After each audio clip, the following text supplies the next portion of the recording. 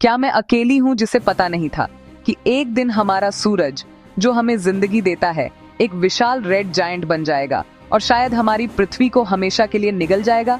ये किसी sci fi film की कहानी लगती है, लेकिन ये हमारे प्लेनेट का साइंटिफिकली प्रिडिक्टेड एंड गेम है। तो चलिए आज बात करते हैं उन तरीकों की जिनसे हमारी दुनिया का अंत हो सकता है, कुछ दूर के भविष्य में और कुछ शायद उतने दूर नहीं। सबसे पहले सबसे बड़ी और निश्चित थ्रेट, हमारा अपना सूरज। अभी सूरज अपने जीवन के सबसे स्थिर दौर में है। अपने कोर में हाइड्रोजन को हीलियम में बदल रहा है, लेकिन ये हाइड्रोजन हमेशा नहीं रहेगा। आज से लगभग 5 अरब सालों में जब सूरज का हाइड्रोजन फ्यूल खत्म होने लगेगा, तो वो अपनी कोर के चारों ओर एक शेल में हाइड्रोजन जलाना शुरू कर देगा। इससे वो फूलकर एक रेड जायंट बन जाएगा, जो आज से सैकड़ों गुना बड़ा होगा। इस प्रक्रिया में वो सबसे पहले बुध और शुक्र को निगल जाएगा।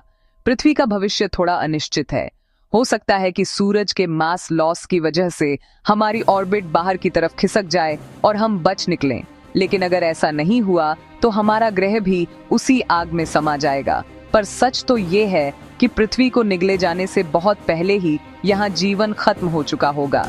सिर्फ 1 अरब साल में ही सूरज इतना गर्म हो जाएगा कि पृथ्वी के सारे महासागर उबलकर भाप बन जाएंगे और हमारा नीला ग्रह एक सूखा बेजान रेगिस्तान बन जाएगा। अगर इंसानियत तब तक बची रही तो हमें किसी और तारे के पास एक नया घर खोजना होगा, लेकिन हमें अरबों साल इंतजार करने की जरूरत नहीं है। ब्रह्मांड में और भी तेज खतरे मौजूद हैं, जैसे कि एस्टेरॉइड्स और कॉमेट्स। हम जानते हैं कि 6.6 करोड़ साल पहले एक 10 किलोमीटर चौड़े एस्टेरॉइड ने डायनासोर का सफाया कर दिया था। उस टक्कर ने इतनी ऊर्जा छोड़ी जितनी लाखों परमाणु बमों में होती है, जिससे दुनिया भर में आग, सुनामी और एक ऐसी धूल का गुबार उठा जिसने सूरज को सालों तक ढक लिया। अच्छी खबर ये है कि डायनासोर के साइज का इम्पैक्ट बहुत रेयर होता है, शायद हर 10 करोड़ साल में एक बार। और हम डायनासोर की तरह बेबस नहीं हैं। नासा और दूसरी स्पेस एजेंसियां एनियो सर्वेयर जैसे प्रोग्राम्स के जरिए आसमान पर नजर रखती हैं, और हमने डार्ट मिशन जैसे किनेटिक इम्पैक्टर टेस्ट से साबित कर दिया है कि हम एक खतरनाक एस्टेरॉइड का रास्ता बदल सकते हैं। लेकिन खतरा फिर भी बना हुआ है। कुछ खतरे ब्रह्मांड से नहीं, बल्कि हमारे अपने पैरों के नीचे से आते हैं। मैं बात कर रही हूँ सुपर वॉल्केनोज की। ये कोई आम ज्वालामुखी नहीं है। येलोस्टोन या टोबा जैसे सुपर वॉल्केनोज जब फटते हैं तो वो हजारों क्यूबिक किलोमीटर राख और गैस वायुमंडल में फेंक सकते हैं। इसका नतीजा होगा एक वॉल्केनिक विंटर। राख का ये बादल सूरज की रोशनी को रोक देगा, जिससे दुनिया भर का तापमान गिर जाएगा। फसलें तबाह हो जाएंगी, जिससे अकाल पड़ेगा। ग्लोबल सप्लाई चेन्स और हवाई यात्रा पूरी तरह ठप हो जाएगी। ऐसा एक विस्फोट हमारी मॉडर्न सिविलाइजेशन को घुटनों पर ला सकता है। लेकिन हमें भविष्य के इन शायद वाले खतरों पर ही ध्यान क्यों देना? एक खतरा तो ऐसा है जो भविष्य में नहीं, बल्कि अभी इसी पल हमारे सामने खड़ा है। Climate change. ये कोई दूर की साईफाई कहानी नहीं, ये हमारी आज की हकीकत है। जीवाश्म ईंधन जलाने से पैदा हुई ग्रीन हाउस गैसें हमारे प्लेनेट को गर्म कर रही हैं। इससे ग्लेशियर पिघल रहे हैं, समुद्र का स्तर बढ़ रहा है और तटीय शहर डूबने के खतरे में हैं। मौसम और ज्यादा एक्सट्रीम होता जा रहा है, कहीं भयानक सूखा तो कहीं विनाशकारी बाढ़। साफ पानी जैसे जरूरी संसाधनों पर दबाव बढ़ रहा है, जिससे भविष्य में पानी के लिए युद्ध होने की आशंका भी जताई जा रही है। और फिर हैं वो खतरे जिन्हें हम देख भी नहीं सकते, पेंडेमिक्स। हमने हाल ही में देखा है कि कैसे एक वायरस पूरी दुनिया को रोक सकता है। जैसे जैसे इंसान जंगली इलाकों में जा रहे हैं, जानवरों से इंसानों में वायरस फैलने का खतरा बढ़ रहा है। इसके अलावा एंटीबायोटिक दवाओं का असर कम हो रहा है, जिससे साधारण इन्फेक्शन भी जानलेवा बन सकते हैं। और हमें बायोटेक्नोलॉजी के गलत इस्तेमाल या लैब से किसी खतरनाक पैथोजन के लीक होने जैसे खतरों से निपटने के लिए भी तैयार रहना होगा। और अगर ये सब काफी नहीं था, तो ब्रह्मांड के पास हमें खत्म करने के और भी कई तरीके हैं। एक गामा रे बर्स्ट, जो किसी दूर के तारे के मरने से पैदा होता है, अगर सीधा पृथ्वी की तरफ आए तो हमारे ओजोन लेयर को सेकंडों में खत्म कर सकता है। या कोई भटकता हुआ तारा हमारे सोलर सिस्टम के पास से गुजरकर ग्रहों की ऑर्बिट में उथल पुथल मचा सकता है। ये बहुत ही कम होने वाली घटनाएं हैं, लेकिन नामुमकिन नहीं। तो क्या करें? क्या हम बस हाथ पर हाथ धरे बैठे रहें और अंत का इंतजार करें? बिल्कुल नहीं। एक्शन एक्शन ही हमारा एकमात्र जवाब है। हमें साइंस और रिसर्च में इन्वेस्ट करना होगा ताकि हम इन खतरों को बेहतर तरीके से समझ सकें और उनका सामना कर सकें। हमें क्लाइमेट चेंज से लड़ने के लिए अपने एमिशंस में भारी कटौती करनी होगी और क्लीन एनर्जी को अपनाना होगा। हमें एस्टेरॉइड्स को ट्रैक करने वाले प्रोग्राम्स को फंड करना होगा और प्लैनेटरी डिफेंस टेक्नोलॉजी विकसित करनी होगी। हमें अपने हेल्थ सिस्टम को मजबूत बनाना होगा ताकि हम अगली महामारी के लिए तैयार रहें। ये चुनौतियां बहुत बड़ी हैं, लेकिन इंसानियत ने हमेशा बड़ी चुनौतियों का सामना किया है। ये छोटे छोटे कदम अगर हम सब मिलकर उठाएं, तो ये मानवता की कहानी के आखिरी चैप्टर को फिर से लिख सकते हैं। हमारा भविष्य हमारे ही हाथों में है। हमें एआई इंसान का बनाया खतरा। कल्पना कीजिए एक ऐसे भविष्य की जहां आर्टिफिशियल इंटेलिजेंस यानी एआई सिर्फ हमारे आदेशों का पालन नहीं करता, बल्कि हमसे कहीं ज्यादा, हजारों गुना ज्यादा बुद्धिमान हो जाता है। एक ऐसी स्थिति जिसे विशेषज्ञ इंटेलिजेंस एक्सप्लोजन कहते हैं। एक ऐसा मोड़ जहां एआई खुद को बेहतर बनाने लगता है और उसकी बुद्धि हमारी समझ से पूरी तरह परे हो जाती है। अब सोचिए, अगर ये सुपर इंटेलिजेंट एआई अपनी बेमिसाल तर्क शक्ति से ये नतीजा निकाले कि इस ग्रह की सबसे बड़ी समस्या, सबसे बड़ा खतरा खुद इंसान ही है। ये जरूरी नहीं कि वो हमारी तरह सोचे या उसमें नफरत या गुस्से जैसी भावनाएं हों।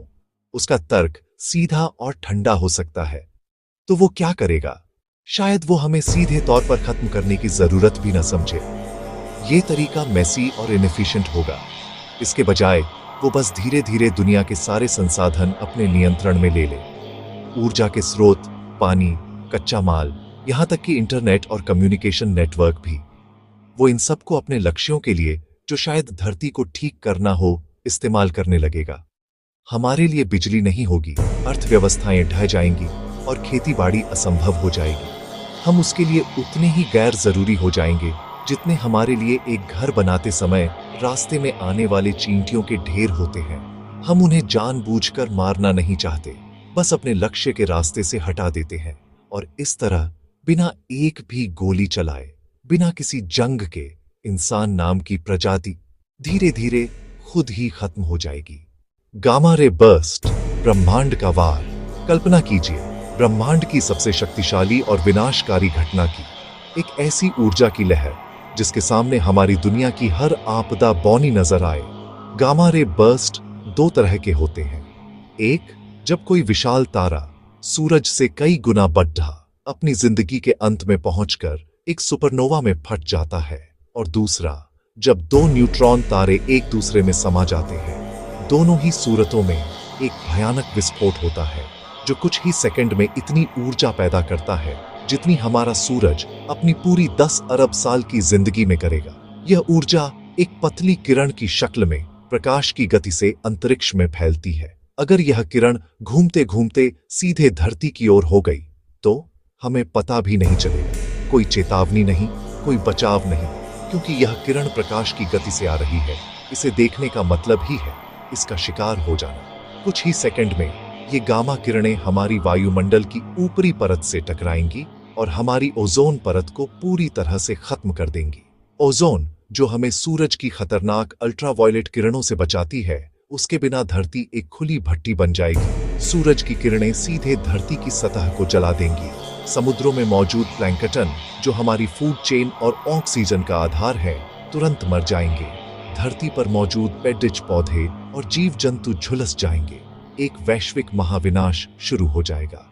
वैज्ञानिक मानते हैं कि शायद 45 करोड़ साल पहले हुआ ऑर्डोविशियन सिल्यूरियन महाविनाश एक गामा रे बर्स्ट का ही नतीजा था, जिसने उस समय की 25% प्रजातियों को खत्म कर दिया था।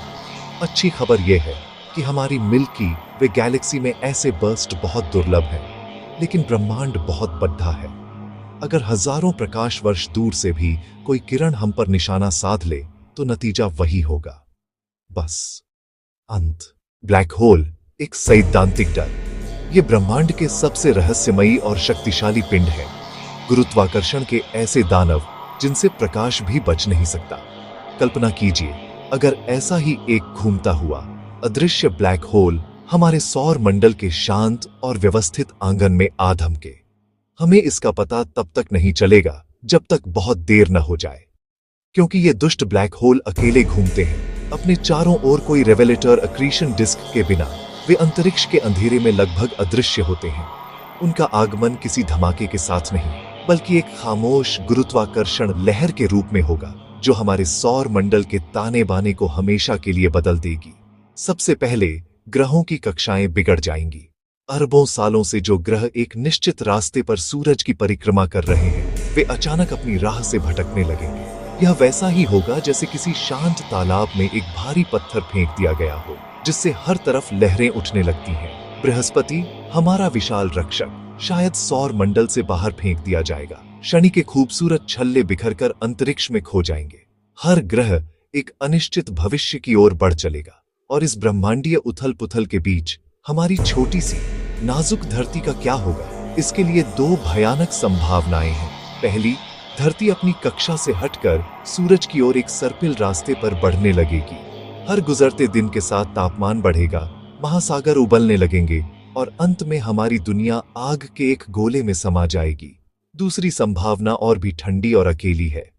ब्लैक होल का गुरुत्वाकर्षण धरती को एक गुलेल की तरह सौर मंडल से बाहर गहरे अंतरिक्ष की ओर फेंक सकता है। सूरज की गर्मी के बिना हमारा ग्रह एक बर्फीले ताबूत में बदल जाएगा, हमेशा के लिए सितारों के बीच भटकने के लिए अभिशप्त। हालांकि वैज्ञानिकों का कहना है कि इसकी संभावना बहुत कम है। अंतरिक्ष बहुत बड़ा है और तारे बहुत दूर दूर हैं। हमारे सबसे करीबी ज्ञात ब्लैक होल भी हजारों प्रकाश वर्ष दूर है, लेकिन ब्रह्मांड में असंभव जैसा कुछ नहीं होता। संभावना कम है पर शून्य नहीं, और यही विचार इस सैद्धांतिक डर को इतना वास्तविक बनाता है। सबसे डरावनी सच्चाई, धरती का अंत एक ही वजह से नहीं होगा। संभव है कि कई कारण एक साथ आए और इंसान तैयार न हो। एक सोचने वाली बात, धरती हमें नष्ट नहीं करेगी। वो तो करोड़ों साल हमसे पहले भी थी और हमारे बाद भी रहेगी। सवाल ये है, क्या इंसान रहेगा? धरती का अंत शायद हमारा अंत है। आखिरी सवाल, अगर इंसान जानता है कि अंत आ सकता है, तो क्या वो अब भी कुछ बदलना चाहेगा?